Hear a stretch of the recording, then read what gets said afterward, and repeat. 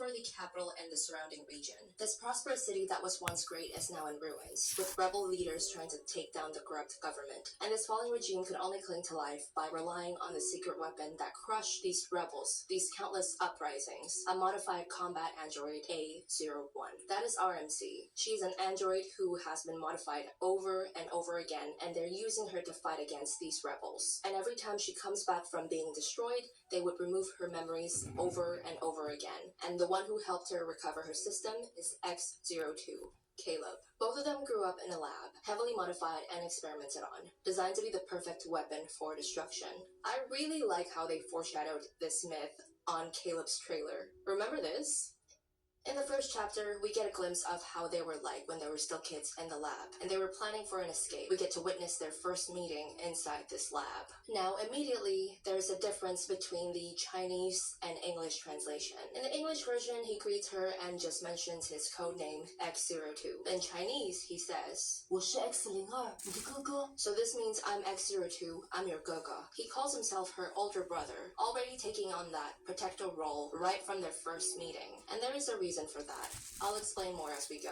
So, they escape, and once they're outside, MC does not remember anything beyond the lab. Her memories have been erased over and over again, and it's here that we see MC learning, really experiencing the world for the very first time. It's her first time feeling the seasons, it's her first time under the sweltering heat of summer, and her first time expressing that she wants something. She wants to taste a fruit Caleb describes, a silver glow fruit. And it's in this moment that she names him. But they are caught soon after and brought back to the lab. And that's where we get to see their energy signatures. Destructio and Castro. So let's unpack all of these first. His name, silver glow fruit, and their energy signatures. When they're finally outside, when MC's feeling the sun for the first time, breathing in a world that isn't sterile white walls, she names him. So in the English version, she says, calming, encouraging, bright. Caleb. Almost like she's listing traits, like trying to describe the feeling he gives her, then finding a name that kind of fits that vibe. But in the original Chinese version, she doesn't explain anything, she just says his name, 下一周, and that says everything. This character means summer. That burning, alive, overflowing kind of season. And these two characters can be translated as by daylight or like daytime. So his name is literally like calling him the brightness of summer. It's warmth, it's light, like the breath of fresh air you take when you feel like you're finally free. To me, his name sounds like a name born from emotion, and that matches the context of MC naming him in a moment of emotional awakening. So instead of spelling it out, the Chinese version just lets you feel it. She names him not by logic or traits, but by how he made her feel in that exact moment. It's like a poetic expression of what summer feels like. Light, warmth, and the kind of daylight that never ends. And that's exactly what he is to her. Her summer, her light. And let's tie that name to the fruit that he mentioned, the silver glow fruit. The rough translation of the description of this fruit, this kind of fruit has a silver glow, and even its core gives off light. There's no official name for this fruit, he doesn't say what it's called, but based on what it looks like in his 4-star card, it clearly resembles an apple. And in his overall lore, we see so much apple imagery tied to him. His trailer, his cards, everywhere. The fruit in this myth doesn't offer mystical knowledge or anything. It's more like a hidden symbolism. In this myth, when he describes that fruit to her, he gives her that first taste of desire, of wanting something. Something that she has not had the chance to experience before. And later when they plan to escape and find their perfect paradise, their home, it becomes really clear that he's taking the role of Eve. His name, Xia. This first character is the same character used in Xiaowa, Eve, in the Chinese Bible. That is clearly intentional. And when you look at their roles in this myth, it becomes even more symbolic. MC A01 is the original subject, the first creation, Adam. Then comes Caleb, X02. Eve is the one created from Adam, and the one who awakens desire, emotion, rebellion. That's why Caleb constantly says, our bodies, minds, and spirits are from the same source. And just like Eve, he's the one who brings awareness, the one who reaches out and says, there's more to life than this, the one who tempts her, not with malice, but with love, with a choice, with the possibility of something beyond the cage they were born into. This art was officially commissioned by Infalt, by the way. Look at how he's offering her the forbidden fruit. The symbolism here is not even subtle. And I want to highlight this moment here in the field before they were caught. So when MC asks him, why do you want me to have a place I want to visit? In English, he says, It's because I'm your friend. My job is to take you to the places you want to visit. but in Chinese, he says, 因为我是哥哥，哥哥就是要带妹妹去他想去的所有地方。 and this means because I'm your brother, and it's Gege's responsibility to take his Mei Mei, his little sister, wherever she wants to go. And that just fucking broke me, because he's just a kid. He's just like her. He's not stronger or that much older than her, not really, and they're both trapped, experimented on, completely powerless in the grand scheme of things. And yet, he still chooses to be her protector. He takes on that responsibility like it's something sacred, like it's the one thing he can control in a world where everything has been taken from them. It hurts because no child should have to carry that burden.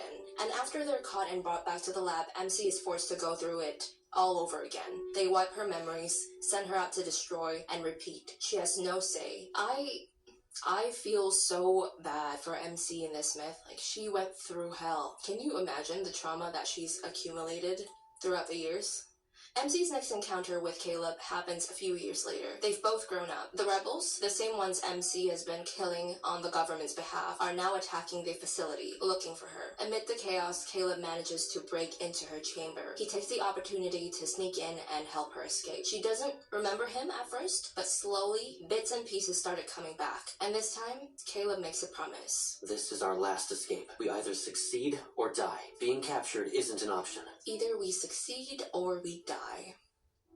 Very subtle foreshadowing there. And so they escaped with Caleb's aircraft. And after they fight off the people chasing them, MC's mechanical body is severely damaged. This is where we get to witness Caleb repairing her for the first time when she's fully conscious. And this is where their energy signatures finally make sense. Destructio and creation and destruction. These aren't just opposing forces. They're one of the oldest dualities in myth, philosophy, and art. They're often not seen as opposites, but as complementary forces, two sides of the same cosmic cycle, intertwined, interdependent. You'll see this reflected everywhere across cultures. If MC, A01, is Destructio, then Caleb becomes the one who gives her life. And this isn't just physically as well, but emotionally. He's the one who pulls her back from the edge, who offers her more than just survival. He offers her a future, a feeling, a self. But the unfortunate nature of their energy signature is as one pours energy into the other one becomes weaker. And his decline means that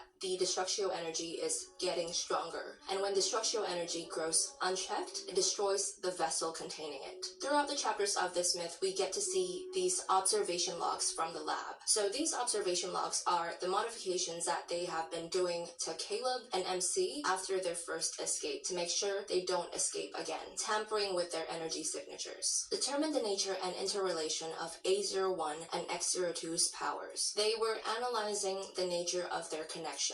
The lab wasn't just testing their powers individually, they were specifically interested in how the two interact, how their bond functions, how it evolves under emotional or environmental stimuli. Research and design preventative measures to stop the energy fusion between A01 and X02. They implanted failsafes to prevent their escape. These preventative measures were not just about energy, they were about ensuring they could never run away again. Initiate quantum interference when X02's and A01's energy fluctuations maintain synchronization. They installed quantum interference modules. These modules were designed to punish closeness. If they ever stayed emotionally or energetically aligned for too long, the system would intervene. They feared what they couldn't control. They were not just afraid of their power, they were afraid of their potential, of what could happen if they ever stop holding back. But these two were not aware of these modifications that were done to them until it was already too late. One thing I really like about this myth is how the writers show us how MC slowly gained her humanity. She starts to discover what she likes: sweet fruits, complex flavors like tartness and bitterness. She smiles for the first time. She starts to define what happiness means for her. And for her, that happiness is Caleb. He is the only constant, the only safe place outside of that lab. They are literally the center of each other's worlds. They don't have anyone else. They never did. Okay, so this isn't spelled out in the main story yet, but Caleb's anecdote really hints at